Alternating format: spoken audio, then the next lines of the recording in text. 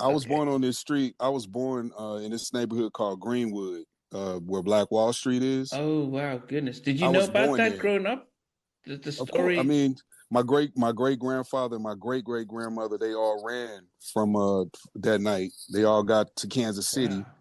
Yeah, my great uncle Bucky was a hustler, pool shark, and he made a lot of money back then. And my great grandfather and my grandmother all came with the tribe, with the Cherokee tribe. Wow. So we're what we call freedmen.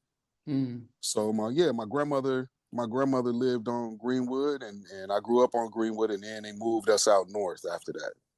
So When one day you would look at your neighbor and the next day he's outside naked because he just tried some PCP, gang banging.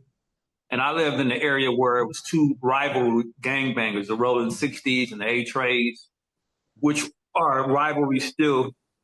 And I lived in between. And even if I tell people it was traumatizing because one of my favorite colors was red, but where I grew up, you couldn't buy sure, red. Back then, if you wore a certain color, you can get killed, not just beat up. You would get killed if you wore red in the neighborhood or if you wore blue in the wrong neighborhood. So it was very gang infested. Even if you had grounded parents, your mother and father were there like mine were, you still had to pick a side. So you weren't a gangbanger. You weren't even affiliated, but because you were part of that side, you had to pick the side that you were on.